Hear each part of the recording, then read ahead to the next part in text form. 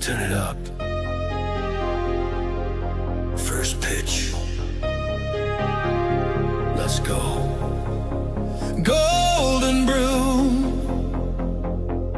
Sweep that show.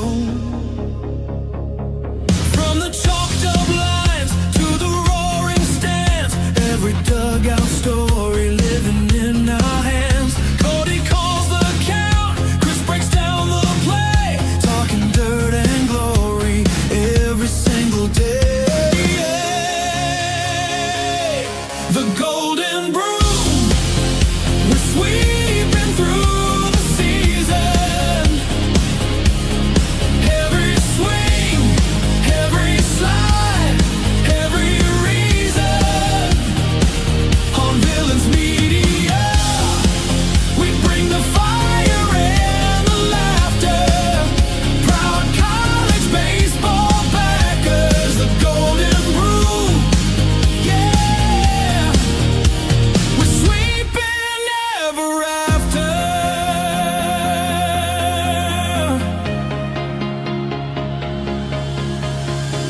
Walk-off nights, Sunday sweeps, bus ride tales that the scoreboard keeps. Welcome in to the Golden Broom Podcast. I'm your host, Cody Slavinsky, joined as always by Vandy Chris.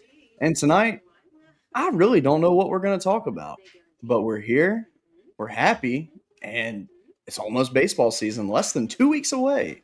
Chris, how you feeling, man? Well, it's Tuesday night. There's a big ball game going on in Nashville, Tennessee. We could say there's a little B2A action going on. I'm excited about that. I'm excited that a short quarterback had the play of the day at the Senior Bowl. You mean the 6'1" quarterback from Vanderbilt? he It's was actually never listed. 5'9". He was never listed at 6'1". I thought he was. No, he was listed at 6 foot. But I mean, that's still a lie. okay, so if we're gonna go that route, let's talk LSU listing your boy Garrett Nussmeier at 6'3" and him only being 6'1". A lie that's is a because lie. His core A injury. lie. He can't straighten all the way up. Stop it. A lie is a lie.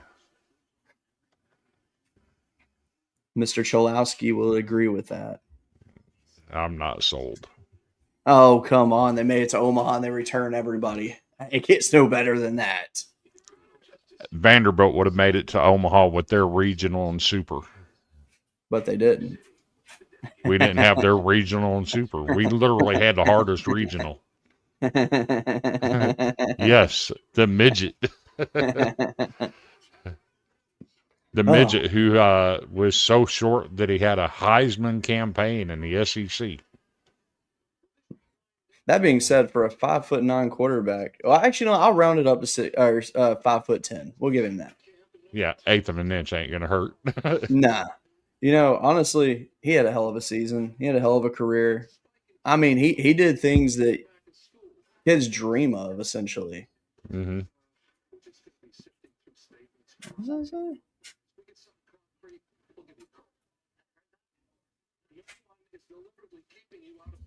What? I don't know. Don't understand. I do not comprehend. But we appreciate you watching. Yes. But no, I want to address Terry's comment. So let me tell you why. So today I went onto X and I went to Grok and I was like, you know what? I'm gonna have fun with this. So Brian Buckeye Stats, who I've done shows with before, and he's fun to work with. He's come up with cool formulas to predict sports game outcomes. Well, I took some advice from him previously that he had mentioned. And anyway, I went to Grok and I went and entered in correct factual information without doing any kind of bias whatsoever. I basically used the prompt of Grok. Please go to, I said D1 baseball. I said college baseball central. I said 11.7. Like I started just naming just college baseball sites. I said, examine the data and give me your Omaha 8. And so it did. And then I put in my next prompt. I said, of your Omaha 8, who are your 2 teams playing for a national championship, and who is the winner? And let me find it, and I will read to you exactly what it said. I already know you're going to say it says LSU beats UCLA in the national championship. Probably. So they pick their Omaha 8 is UCLA, LSU, Mississippi State, Texas, Georgia Tech, Arkansas, Tennessee, Coastal Carolina, with honorable mentions to Oregon State, Louisville, North Carolina, Auburn, and Texas A&M. So their national championship pick, as Chris said, LSU, UCLA, and they picked LSU to win it all. I'm like, okay, it's fun to see an AI take. I really enjoy the AI take. Obviously, AI does not mean it's going to happen or be real or anything like that. But the teams that picked are not bad. But I have one problem. The odds of all 8 of those making it are slim because I think some of those teams on there are in. I mean, let's be real. The SEC is such a cluster this year because there's so many respectable teams in the SEC this year that there's going to be some not so good records coming out of that conference, whether we like it or not. And that's going to mean that some of these teams in the top, this Omaha 8 right here, are probably going to play each other before Say Omaha. it right. I corrected myself. It's so hard to not say it the other way. Can I tell you what crazy talk is? Sure. Crazy Talk is last year's #1 national seed, returning 5 out of 8 position players. Okay. The best pitcher in the SEC, Connor Fennell. I mean, he wasn't looked at too favorably in the All-American voting. Which is wild. But to be fair, he wasn't a consistent starter the whole year. He was an everything pitcher, so I get that. But to not even have them in the top 10, that's crazy talk. Yeah, I mean, I get it. I do. I mean, Mississippi State at 3. Come on. All right, so here's my take on Mississippi State. Mississippi State showed a lot of potential last year. They did, but they still were not where they needed to be. I understand that they brought in some good dudes. They had some good dudes returning to the team. Like they've got a good foundation for Brian O'Connor. But the problem is that's the definition of overrated right there. I'm sorry. You cannot put a team that high in the rankings before they can prove themselves. Now, is there a chance that State could be that good this year? Absolutely. There's no denying that they have the potential to be a very, very good team. But ranking them that high now, that's a little much. You know, top 15, I'd be okay with that. But top 5, I'm like, I just don't know so much about that. Or we could go another route with highly overrated. Who dat? Let's take a team that lost their best pitcher, their leader in home runs, first baseman, their 3-year starter in center field, their head coach, and 9 players in the portal being ranked in the top 10. I will say the pitching staff at Tennessee does make me nervous. It does. After what they showed us last year, absolutely. Now, I think Tennessee will be fine. I do not think that they will be on – I don't think their run of dominance will continue this year like it has the last few seasons. Like, it's a different team now. It's 100% different team. Now, don't get me wrong. I think they're going to be very competitive. They're going to be tough. They're going to be hard to beat. But I think that they're still like – they're a year or two away from being back to good. If it works out. Let's look at what they got coming back. Cool, you got Levi Clark coming back. Mm-hmm.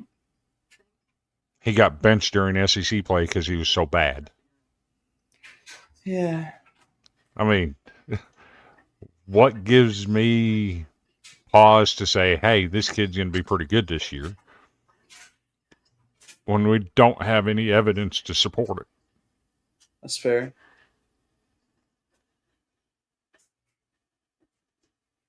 It's very fair. But I mean, that's just how it is with rankings, though. It's like the way that the college baseball landscape is now, you can't make a fair ranking because no team is the same every year. I mean, look at LSU, for example. Like, you're Yeah. all right. So they're ranked highly based off of their national championship from last year. But this season, they're returning some very key members. Don't get me wrong. And they brought in a lot of good dudes. We don't know how well that's going to mesh. Mm-hmm. Do I think it's going to be they're going to be really good? Absolutely. And that's taking my blinders off. That's just me being real. Like, they really filled in the holes with some really good talent. Getting Zach York to come in from Grand Canyon, that's a good replacement for Bear Jones. He doesn't strike out. Bear Jones struck out a lot, and I love Bear Jones. Always will. But, I mean, but who's to say? Like, we don't know. Who's to say that some of these smaller schools didn't bring in that talent to get them over the edge? I tell you, a team that you're gonna hate what I'm about to say. By the way, I already know where you're going. actually, tell me where you think I'm going, then I'm going to tell you where I'm going because I don't think you know this one. I do. You're going to say Arkansas Little Rock. No. No, I think they're a team you have to watch out for because, good God, they're dangerous. But no, the team that you really need to keep an eye on this year is Kentucky. Stop You hate it. that. I know you hate that. I know you hate it. But listen, and I'll tell you why. Go look at their roster of who they brought in the offseason. They've got a very good pitching staff. Very good. The holes in the position players, they brought in some dudes with a ton of potential. If everything clicks, this actually might be the strongest Kentucky team that we will ever possibly see. National championship, probably not, but I'll believe it when I see it. of course. I actually think that Kentucky finishes in the top half of the SEC this year. And So let's what be real, top eight's so hard what to finish this year. What happens first? A team goes 0-30 in the SEC, or Missouri makes it to Omaha?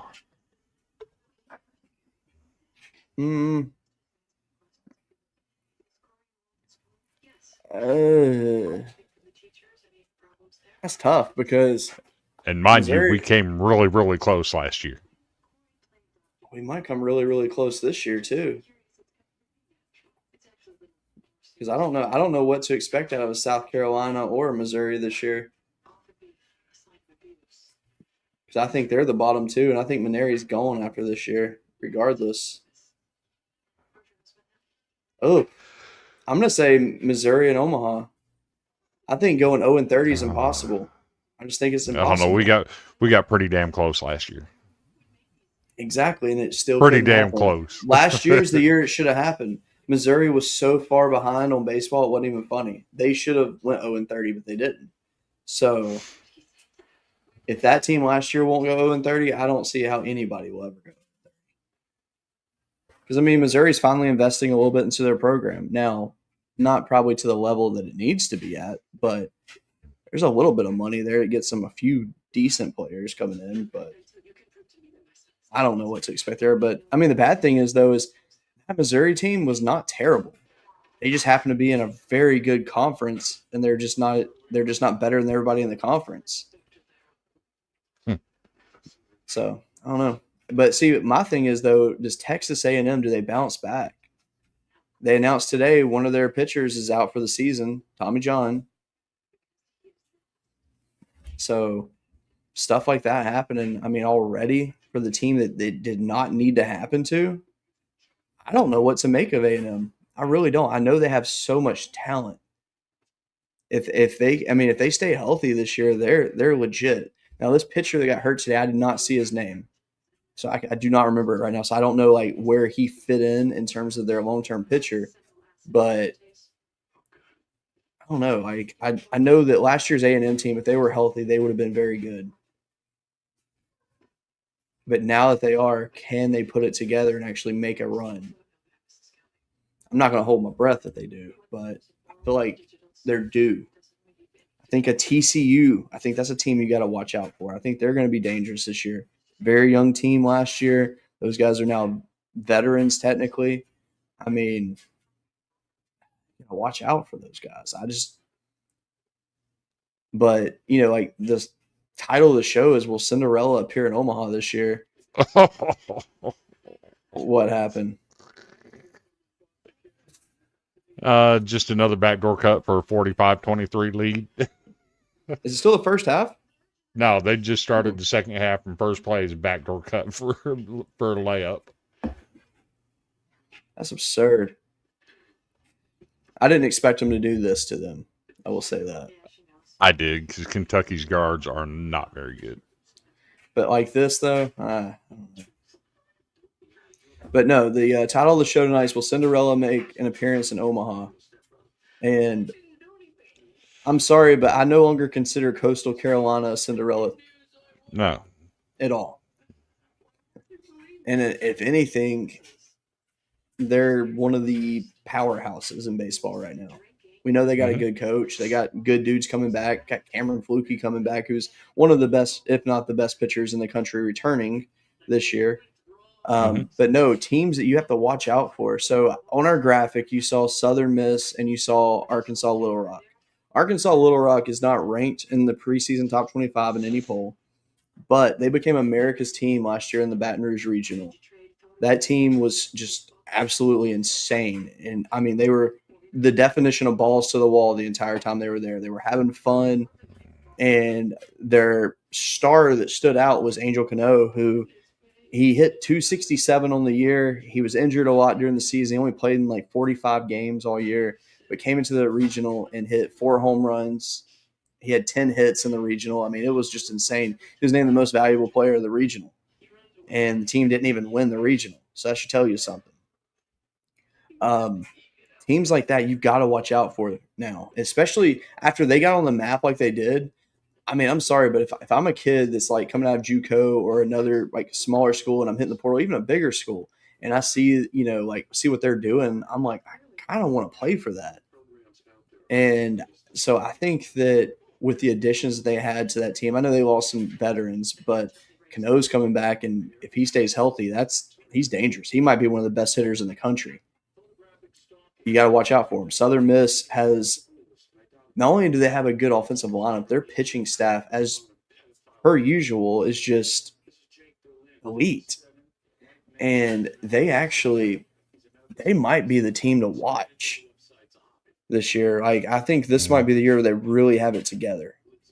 Them and Coastal playing each other is going to be electric. I cannot wait to see that. That being said, I should let this disclaimer out there. No team goes 56-0. I do not care how good you are. We will probably see a team get close to 50 wins. UCLA has every opportunity to do that this year. Playing in the Big Ten, having a not so great out of conference. I mean, why not? So it's funny that you mentioned Southern Miss, right? Yeah.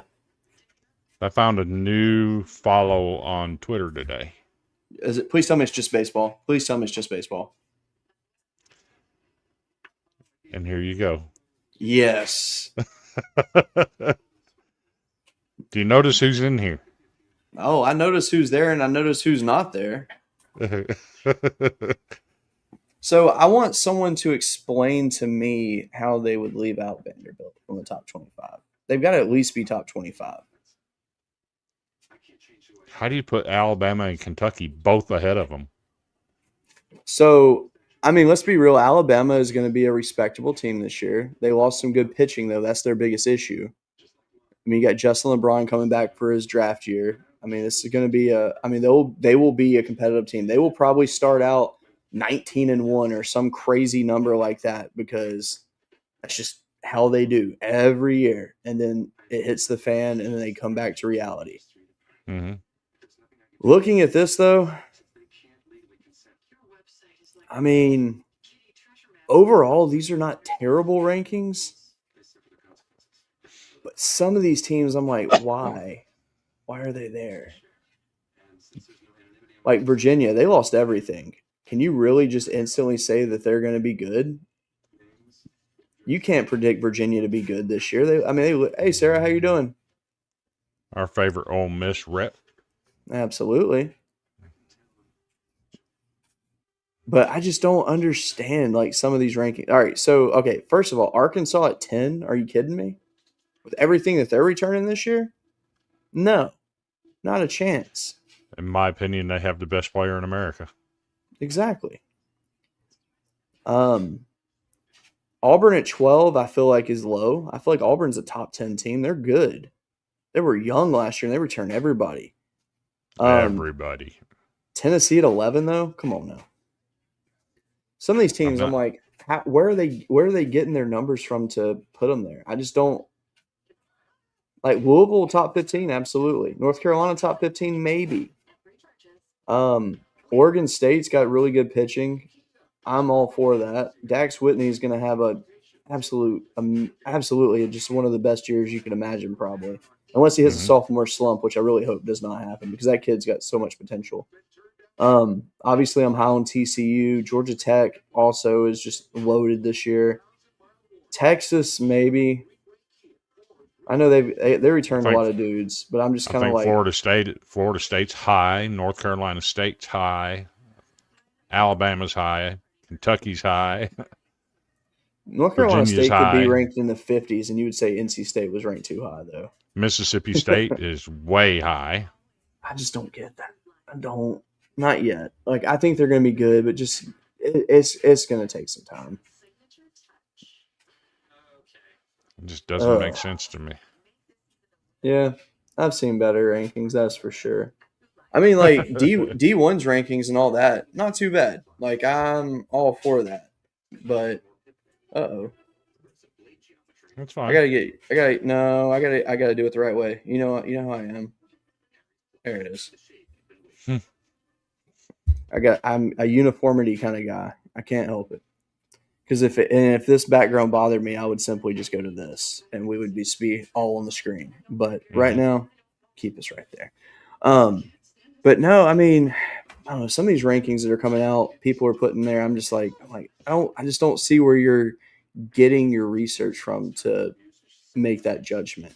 Now, I will say though, the guys at College Baseball Central, they put together some good rankings, and they did a thing this year where they combined with a bunch of different media entities to put together one super ranking, and it's not bad actually. Let me see if I can find it. I can load it.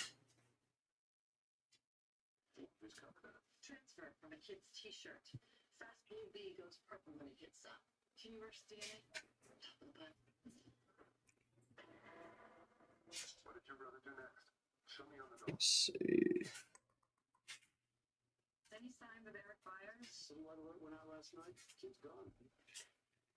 He's a minor with no money. How do you disappear without help? Well, we question his mother.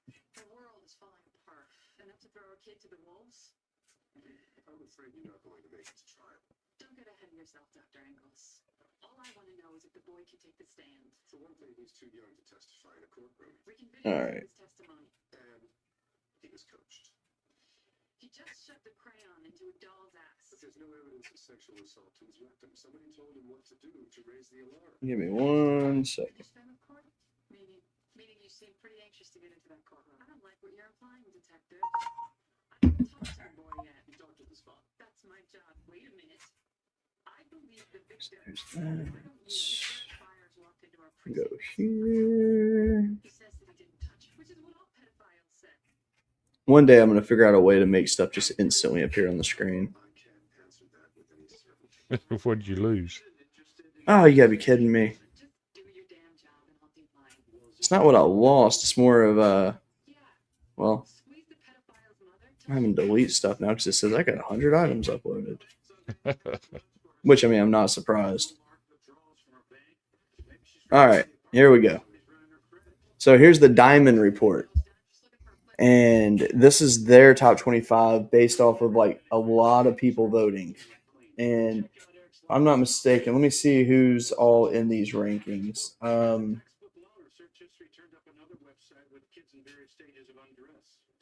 11.7 is there. College Baseball Insiders, College Baseball Central,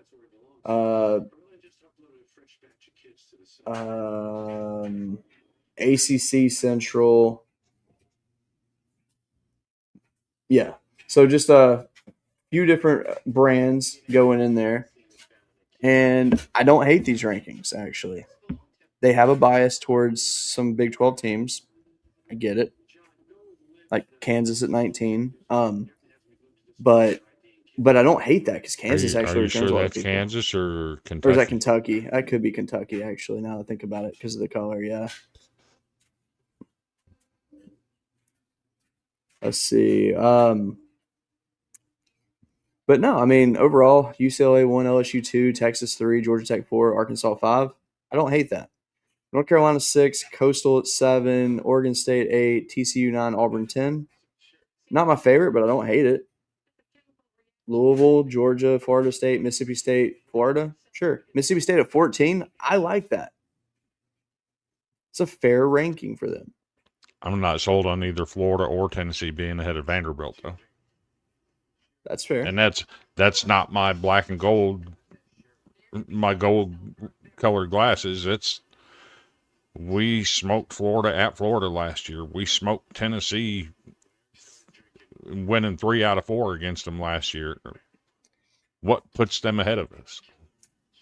The one thing that I will say for Tennessee, I can't really say it for Florida because Florida is that team where I just have a big question mark around them right now. I don't know where they stand because, I mean, with all the stuff that happened, in there internally, Yep. it was a lot. But Yep. Tennessee, though, the one thing I will give them is that, they did bring some good dudes in. Like, there's no question about it. But They lost 9 guys in the transfer portal. They lost their head coach. They lost their first baseman. They lost their center fielder. They lost their best pitcher. What puts them ahead of Vanderbilt? That returns 5 out of 8 position players. honestly, I think Vanderbilt's not getting respect because the last really few seasons, they just have not performed where they should.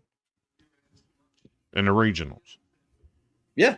I mean, they just have not finished where they need to finish. I mean, let's be real. Last year, number 1 overall seed, didn't make it to Omaha.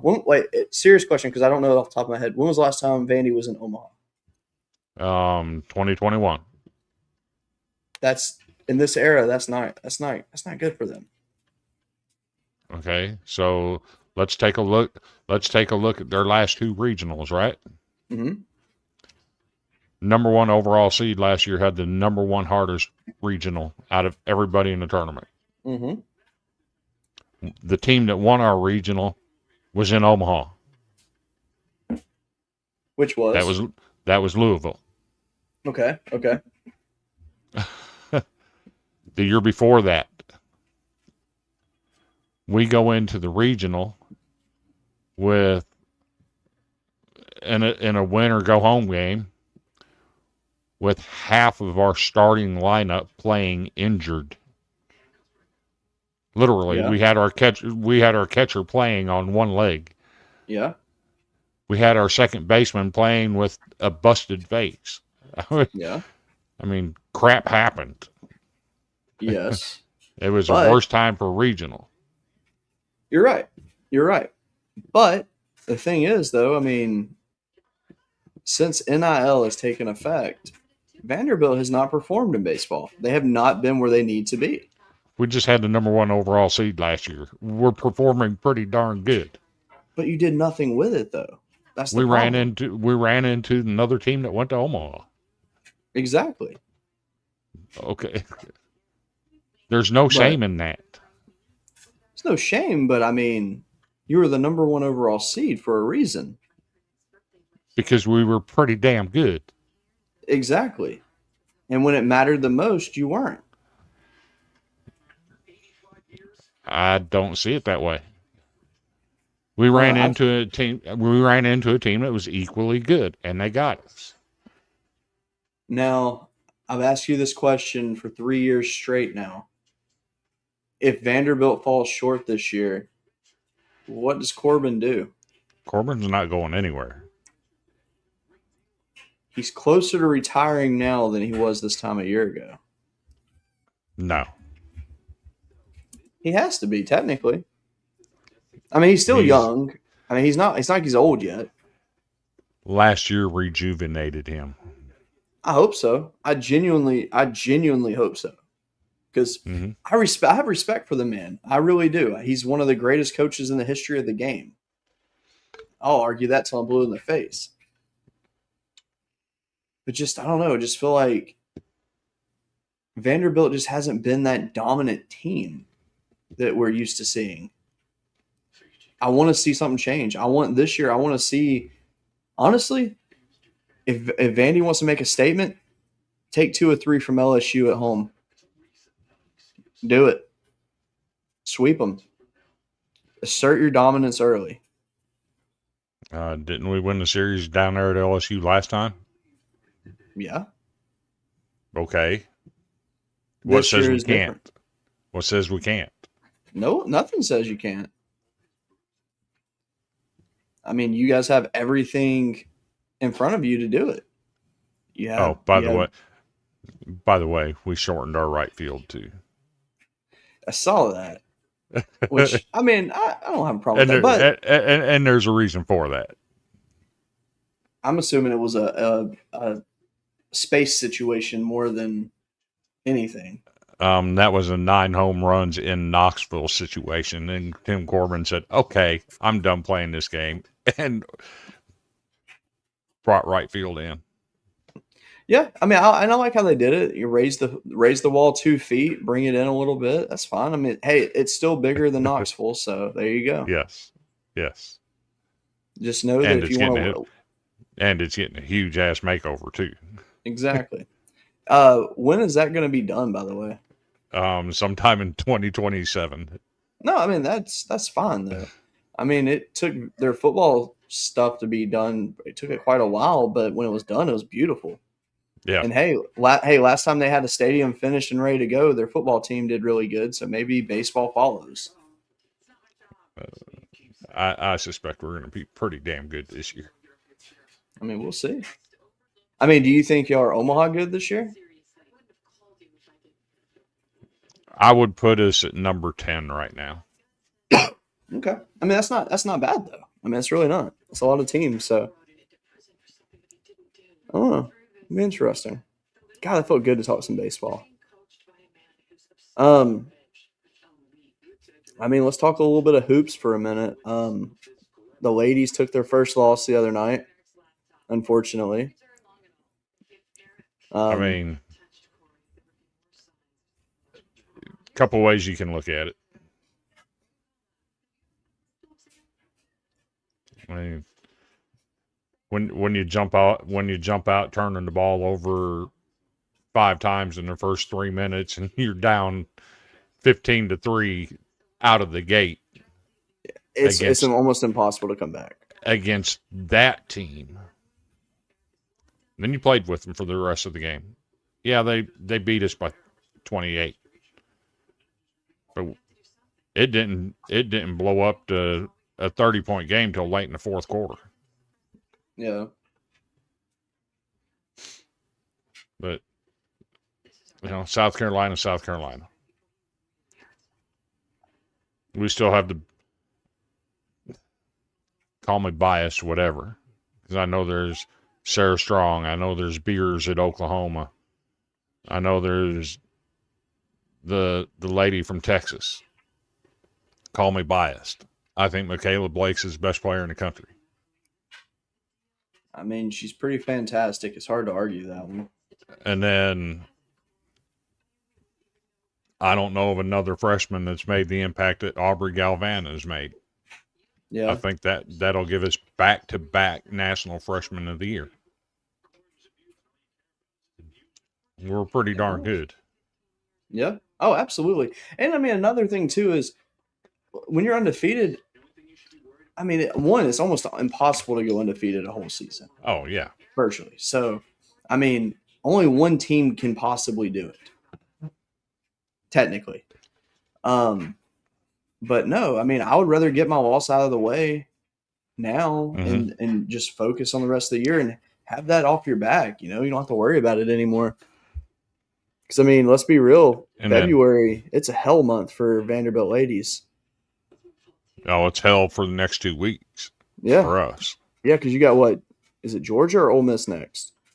Ole Miss is next. That game has actually been moved to Birmingham. Really?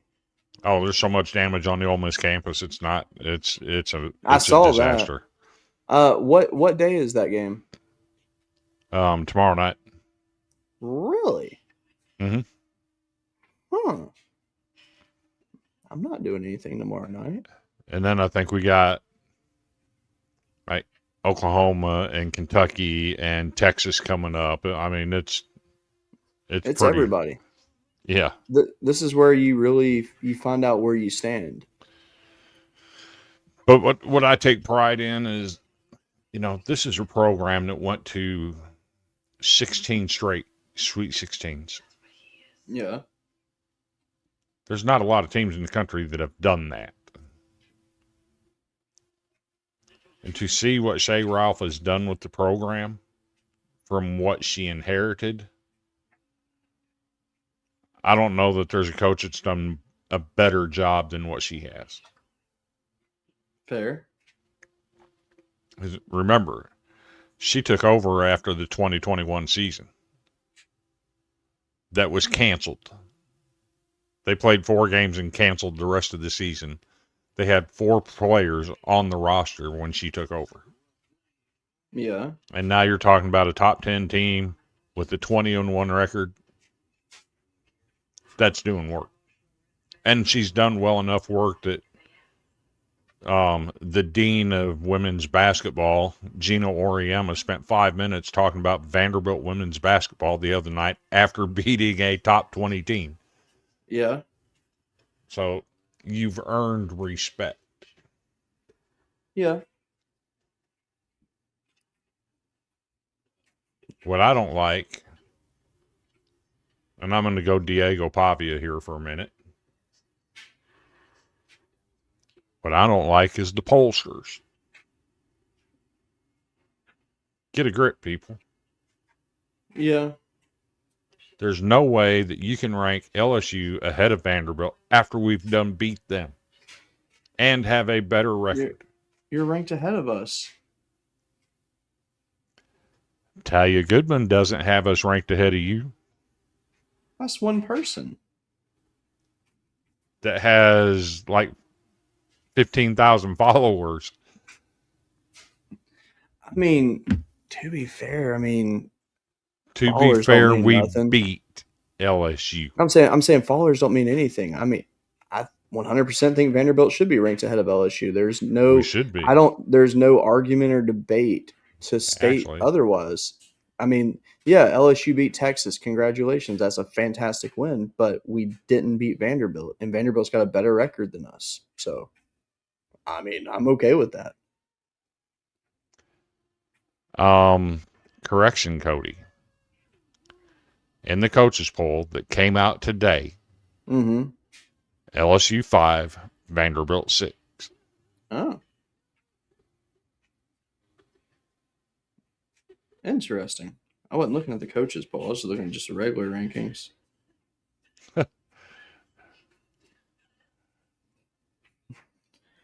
So, hold on. Let me dig into this real quick. Let me see what LSU's done recently. They beat Texas, beat OU, A&M, and Florida. Florida's not a big win. Yeah.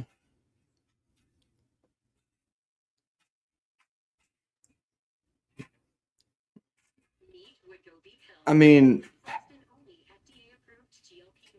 guess I can see why they would put LSU there currently, but in a realistic way, no. Yeah. We got a better record and we beat them. Simple. Yeah. That South Carolina game was bad. Let's be real, that was. But losing to South Carolina is not indicative of who's better between LSU and Vandy. That's fair. That just means we're not as good as LSU yet, or South Carolina I agree. yet. No, I agree. I agree with the first statement. I'm just kidding. I'm kidding. So South Carolina beat Texas by 3, Yikes. and then LSU beat Texas by 5. So that just keeps LSU relevant. But no, I mean I'm all for LSU being behind Vanderbilt. I think that's how it should be.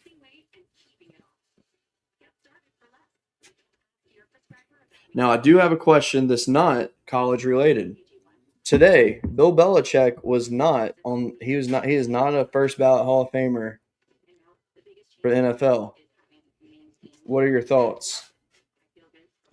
Diego Pavia. What? That's my thoughts. Diego Pavia. Why?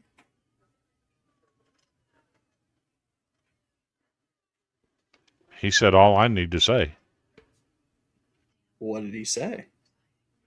F the voters. That's fair. I was genuinely shocked that he didn't get in.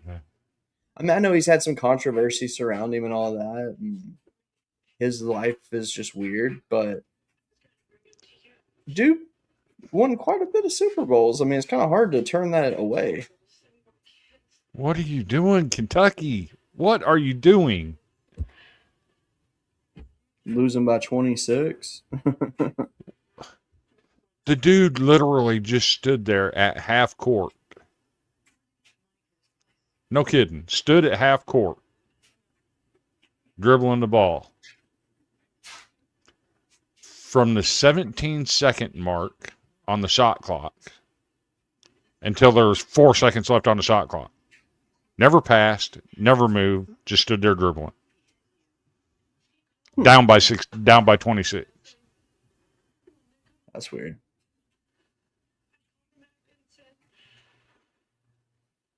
I mean, let's be real though. You're not going to win a game against a team that's shooting almost 50% from 3 and hit 9 threes already. Like that, you're just not going to recover from it. And to that point, if you look at what happened with South Carolina yesterday, we shot 43% from the field. Wow. We hung with them on the rebound on the boards. They had 5 more rebounds than we did. Okay. I mean, we played with them. The problem is they shot 64% from the field. Yeah. And I mean, to be fair too, Vanderbilt has 20 points off of turnovers tonight versus Kentucky's 6. I mean, that's kind of hard to top right there. When your guards are ass, that's what happens. All right, so this next subject is going to be brought to you by Kentucky men's basketball. In 2 weeks, actually, no, technically 3 weeks, we'll be bringing back the Dirty Jocks Award. We're very excited about that. Dude, Hey. I got to fix that graphic tonight. What graphic? I'm going to borrow the trophy and... Oh, yes, please do it. Please do it. All right, so right now, while we're here, I want to say a couple things to everybody while you're watching because we got a few people in here. So I know it's not showing our Facebook viewers, but I know we always get quite a few of those. So let me pull this up real quick so I can read it because I haven't memorized it yet because I'm just not that good at memorizing stuff instantly. But all right, so first off, as you see at the bottom of the screen right there, head to ChinookSeedery.com. Use promo code Golden Broom for 10% off your purchase. If you're the one that keeps making the random purchase every month, again, please reach out. Nobody's reached out to me yet. I just want to know who you are and say thank you. Because we had another one the other day, and I'm like, all right, this is awesome, but I want to know who to say thank you to. But we have a new sponsor for the show starting tonight. They're called Sport Drink. Essentially, they're like Gatorade. So the difference is, though, they don't have the microplastic. They don't have all the dyes like you see in your regular sports drinks. It's a powder form. You put it in your water bottle. You shake it up. You drink it. You enjoy it. They have lemon lime. They have water 2, which is basically there's no flavor to it. But it's got all the minerals and vitamins that you need in it. They have one that's like a strawberry cream that you drink before bed, and it's supposed to make you have better sleep. But they have a special flavor, Baja Blast, like Mountain Dew. So yes, sport drink. Go check them out. It's sport-drink.com.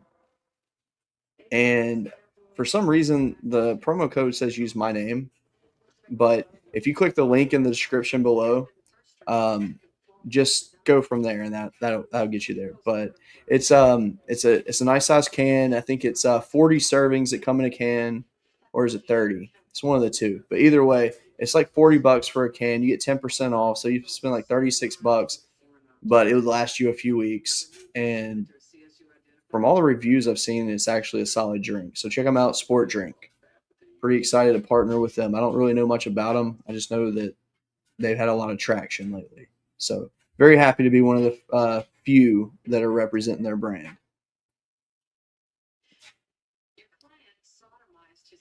There you go. Did you Is see it- Michael's message in Second to None? Is it good for teens and preteens? I don't see why not. I mean, it's just Gatorade without all the dyes and no plastics. So, I mean, yeah, it would be fine. But we will have to discuss off the air some stuff that I have discovered about the company. It's nothing bad. But, yes. But, anywho, back to our regularly scheduled programming.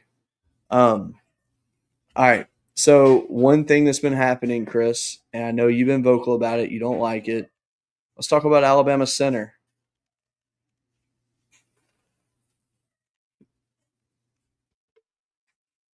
What do you want to know about it? I want to know your thoughts on the situation. I know that you're not a fan of guys that have been in the G League coming back to college and playing. I know you've made the point of, well, if that can happen, what about the other guys that have eligibility they left on the table that have already went to the next level? So, bring back those guys. Like, I understand your point on that.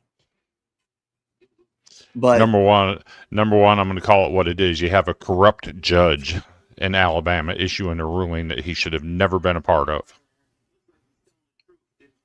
I mean, I think a lot of times there's. So, Well- ask me what I mean about that. Go ahead. I'm listening. Ask Go me. ahead. Chris, what do you mean about that?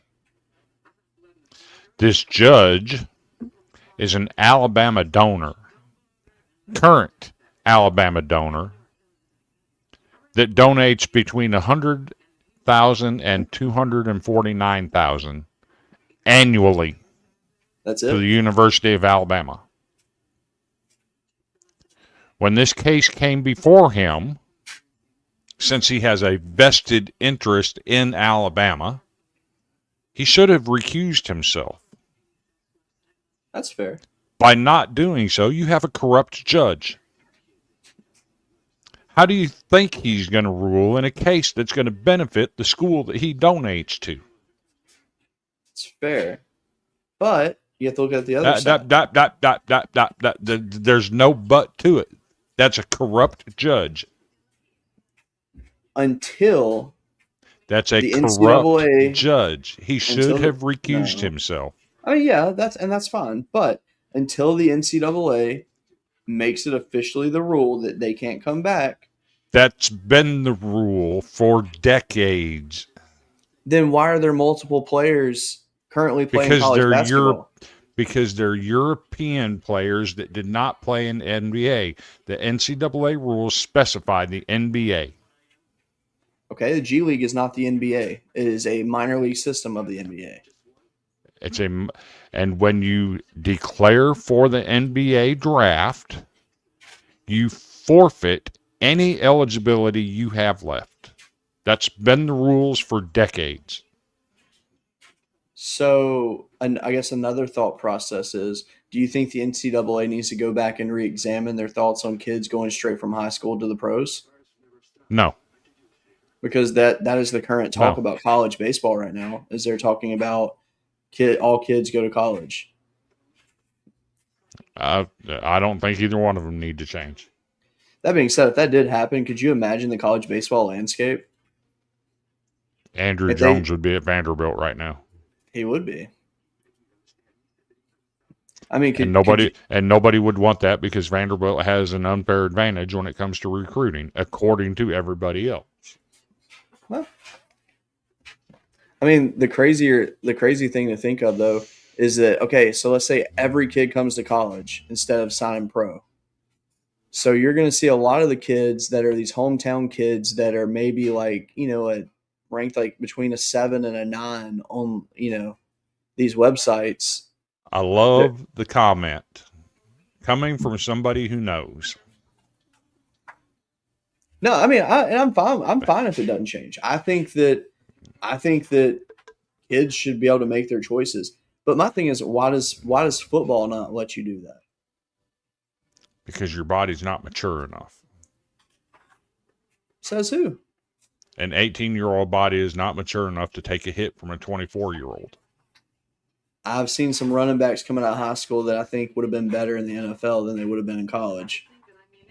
That's a tough one, man. But That's a different. if they did that though, I mean, you wouldn't be able to. It wouldn't be just the NFL. Like other leagues would legit have to start growing because It's the physicality when it comes to football. no, I mean that's fine, and I'm fine with that.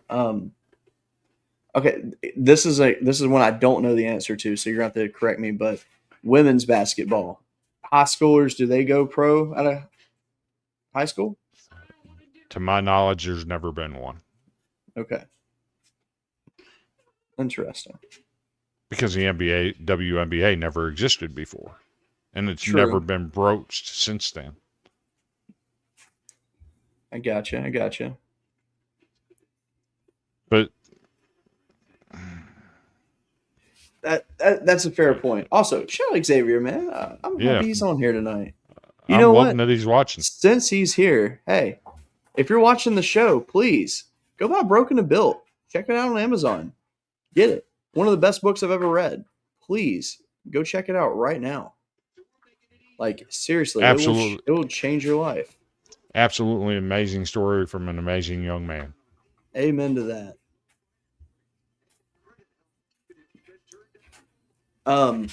So let's go ahead and before we close the show out, let's go ahead and get to it. Okay, that makes sense. They should change the rule back for the NBA pro out of high school. I can get with that because that is a physical league. It is. Man, we appreciate you, man. And also, hey, I started working on your commercial the other day. I'm excited to get that to you actually the next few days. I'll be traveling over the next few days, so I'll have a little bit of time actually on my hands to finish it. But I think you're gonna like what I put together, to say the least. I can't wait. But yes. But this Betty Yako thing it's absurd. Like I said, you have a donor judge who ruled on a case that he should have recused himself from. Yeah, I mean, I think that's fair. I agree with you on that. I mean, I'm very curious to how they're going to rule once the NCAA official can get down there due to the weather. Because I know he got a 10-day extension so he can keep playing, but I don't know. It's going to be interesting to follow. My opinion is the NCAA ruled him ineligible. He knew the rules when he declared for the draft that once you declare for the NBA draft, if you sign with an agent, you forfeit all eligibility. Now, And one that's thing what I he will did. say, I do think that like once the NBA draft is said and done, I think that those players should get a chance to go back to their school for sure. Though I am all If for they that. don't get drafted, sure. Yes, because that's a hard thing, like just to declare for the NBA draft because there's not enough draft slots. So at that point, it's like, I mean, you can make more money in college at this point. But I'm not the connoisseur of hot takes for no reason. That's true. Hey, give me 2 seconds. Lincoln But- got new glasses today, and the damn cats destroyed them. Hold on.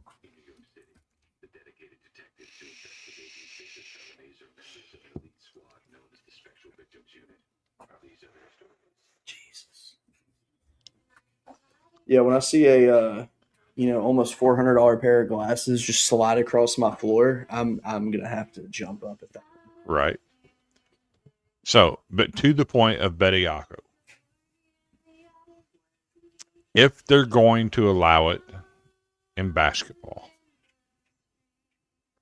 that people that have turned pro or declared for the draft, whatever, are able to come back to finish out their eligibility, you have to do it in baseball. You have to do it in soccer. You have to do it in lacrosse. You have to do it in hockey. You have to do it for every sport. Yeah. Now, since we're doing this, I'm going to call on a bunch of people. X-Man, Xavier, come on down. Dansby, come on down. Kumar, Jack, come on down. All of the players, Kyle Wright, that have left Vanderbilt and still have eligibility left and went to the major leagues, come on down. Come on home. Play your last season of eligibility. I'll take Bregman. Let's go. Bregman, please. He wasn't even the best shortstop in the SEC when he was Don't even start with me tonight. Don't even do it. I don't have time for that argument. there. Who was the best shortstop in the SEC? Alex Bregman for sure. Stop The it. The goat, Stop man. it. Nah, The best- let's It be was- real for a minute. That was one of the funnest seasons to follow in baseball with those two. Oh, it was fun.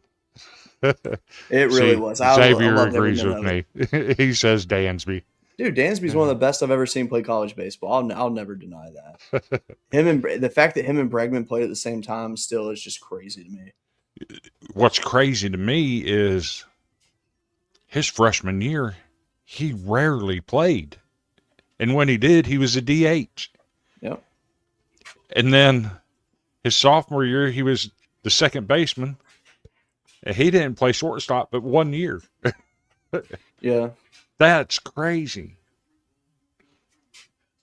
it's crazy.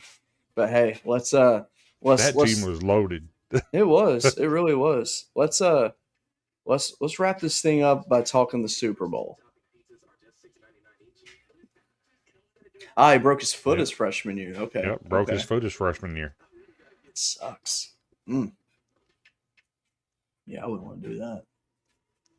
So we had the Patriots and the Seahawks rematch, technically, of a Super Bowl. When, you probably should have ran the ball instead of throw the ball, but, hey, things happen.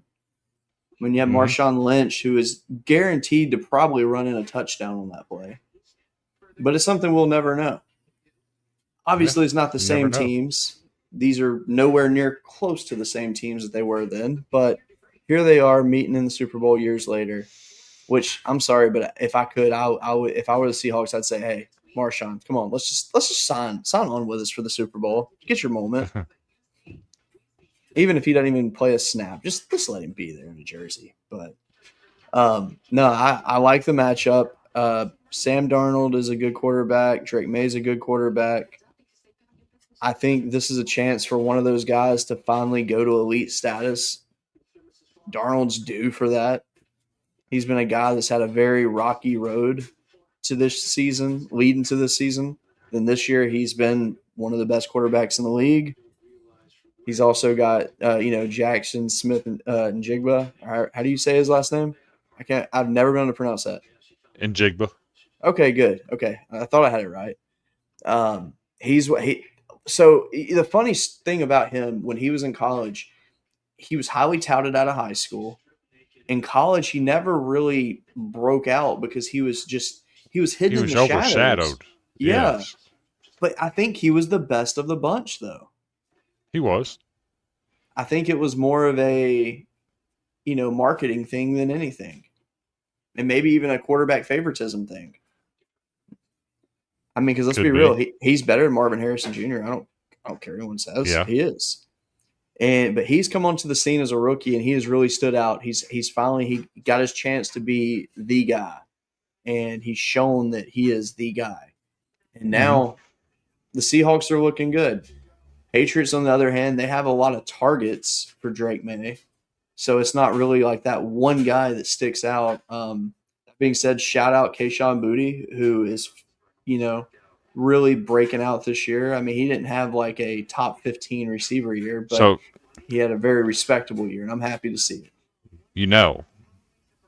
I'm still angry at LSU. Wow. He was originally a Vanderbilt commit. Kayshawn was? Yes. Really? He was originally a Vanderbilt commit. It wasn't until halfway through his senior year he decommitted and committed to LSU. I never knew that. Oh, yeah. Interesting. Like, that's He's like his junior year, he was like a 3-star. I mean, that makes sense. Because I know he really burst onto the scene like late. I knew that, but I never knew that he was with Vanderbilt. That's interesting. I'm pretty sure that's the receiver that it was. One of your stud receivers committed to Vanderbilt originally and then decommitted and went to LSU. I'm pretty sure it was Kayshon Boutte. It's Boutte, however you want to pronounce it. Right. I'm pretty sure that's who it was. Interesting. I'm going to research that one after the show because I'm now genuinely curious on the story on that one. But no, so I mean, both teams, respectable teams. They both got solid defenses. I mean, we're not here to really break the game down, though. I mean, what do you think? So the first thing I want to say is to all of the people out there that want to talk trash about the Titans firing Mike Vrabel. Best thing that ever happened. My whole take on that is shut up. This guy, his last 24 games with the Titans, he went 6-18. During a season in which his team went 6-10, he went and sat in the owner's box of a rival team.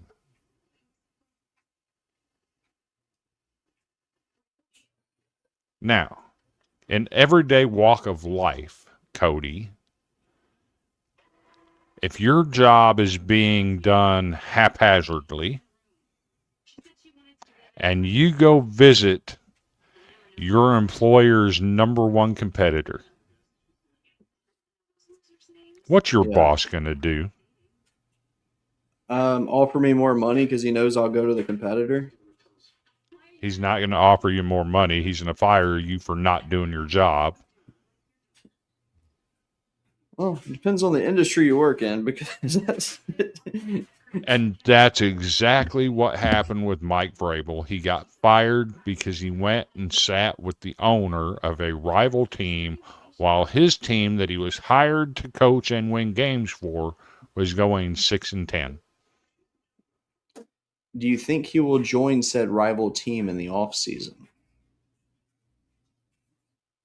He couldn't without the rival team giving up draft picks.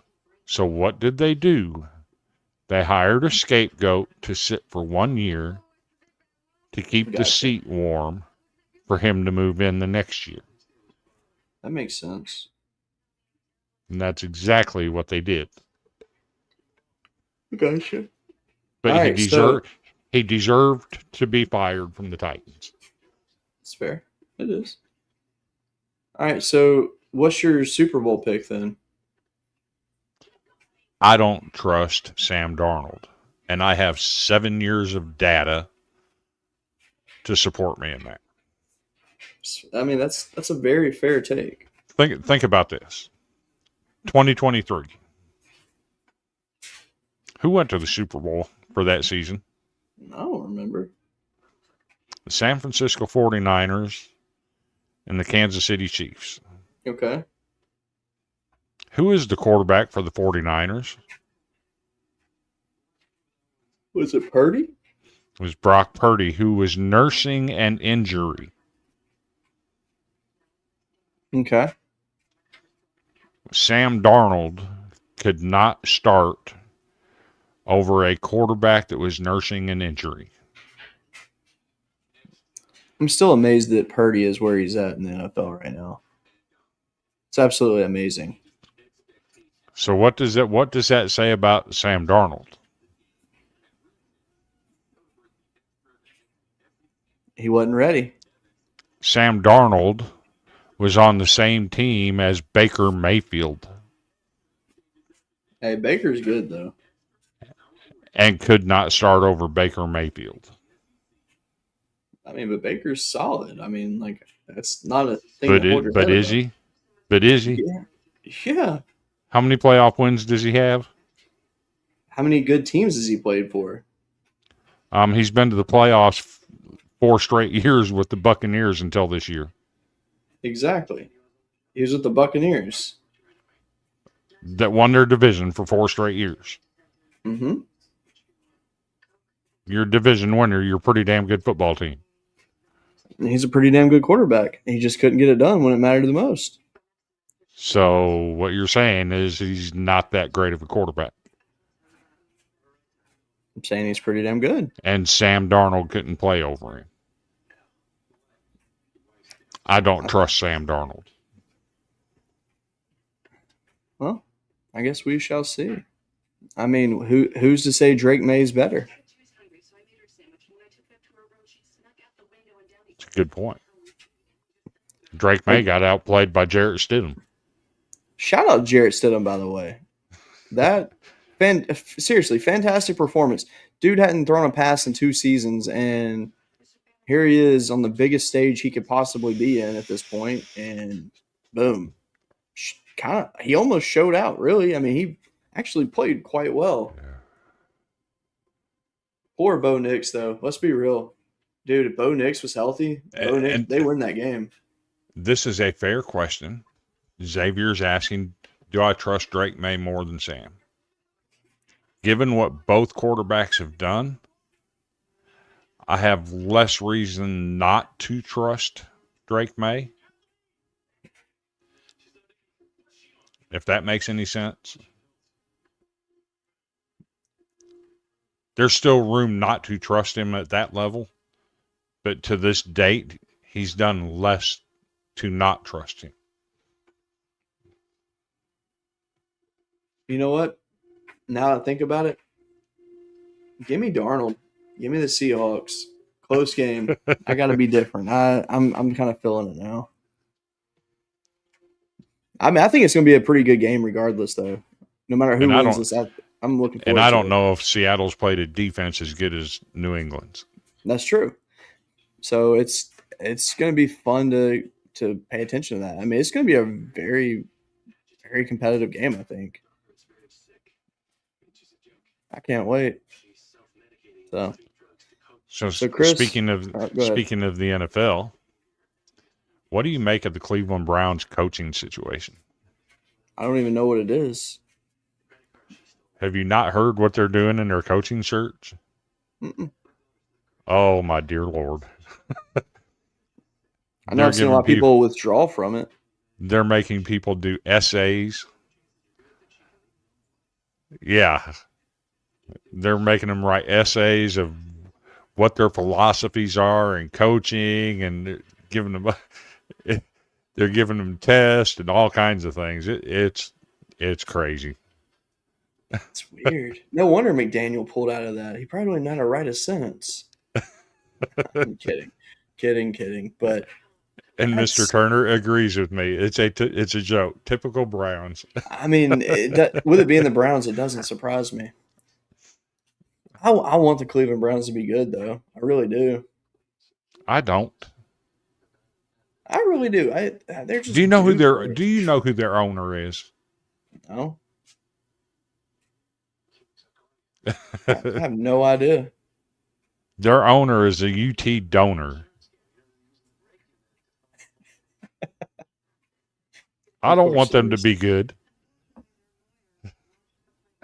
Honestly, I want to see the Bears. I want to see the Browns. I want to see teams like that just be good again. Not the Browns. Until the owner until Haslam sells the Browns, no. My hate goes deep, son. I mean, that's fair.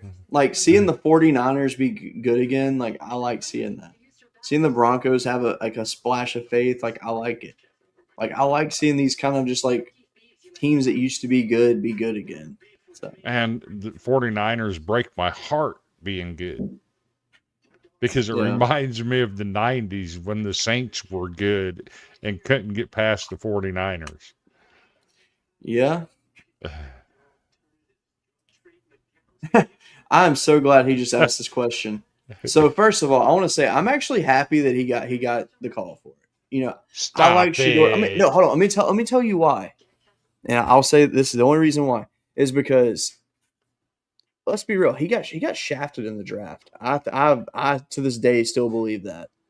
And him getting like some kind of redemption story. Look, he might be the flag football MVP this year, and I'm happy for him for that. And let's be real. Nobody cares about the Pro Bowl anymore, unfortunately. I don't know. They just killed the vibe of it for me. When it went to like flag football style, I'm just like, So here's what's messed up about the NFL. You got a guy like Shedeur Sanders going to the Pro Bowl who didn't play for half the season. But yet you got a guy that the only rookie that played in every single NFL game this year. All 17 games. The only rookie to do it. Wasn't even one of the top 6 NFL rookies eligible for Rookie of the Year. who? Cam Ward. Oh, The only one to play in all 17 games, and he's not eligible to win an award. Make this stuff make sense. but yeah, I mean that's fair. But he also was not going to win it. He probably wouldn't win it, but to not be one of the top 6. He's the only one that played in all 17 games. Now, I also wonder though, how many quarterbacks turned down a Pro Bowl invite before they asked you to? I mean, all of them. I mean, because that's the thing. I mean, players just don't even care to make it anymore, and that's a shame because the Pro Bowl used to be. I mean, it was pretty special back in the It day. used to be. I don't know. One day maybe it'll be good again. I hope so. But right now, don't get me wrong. I like seeing like quarterback challenges and stuff. I do, but I don't know. It could be better. All right. It ain't what it used to be. True.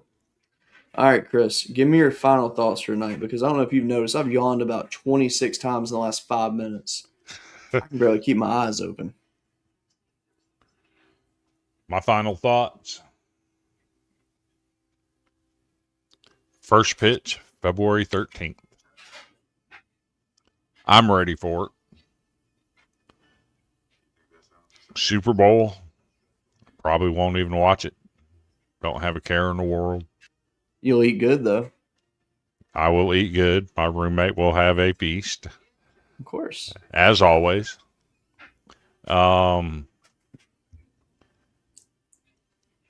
Basketball. Let me find this final score real quick. I hope it's over by now. I'm pretty sure it is. Oof. How bad? Vanderbilt 80, Kentucky 55. Oh. Oh. That's painful. Ended up with 28 points off of turnovers. God almighty. Their guards are not very good.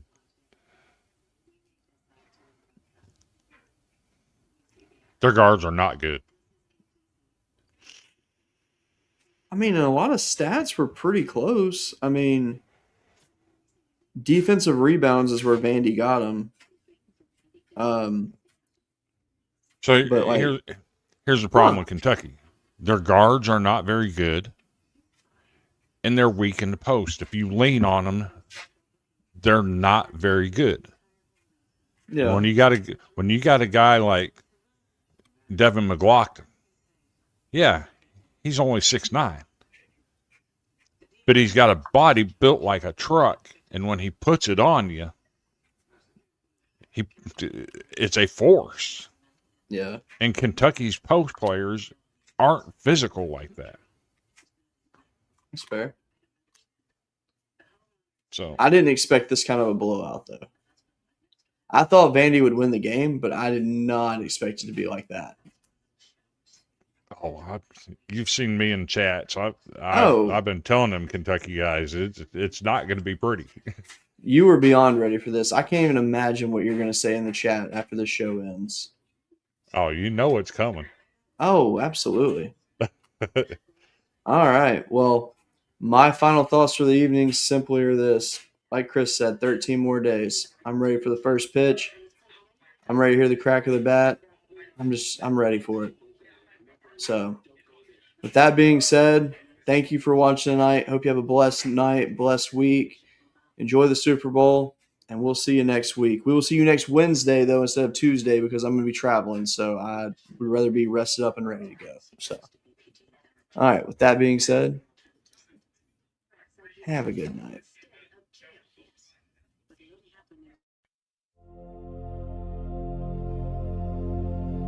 Turn it up. First pitch. Let's go. Golden brew. Sweep that show. From the chalked up lines to the roaring stands, every dugout story living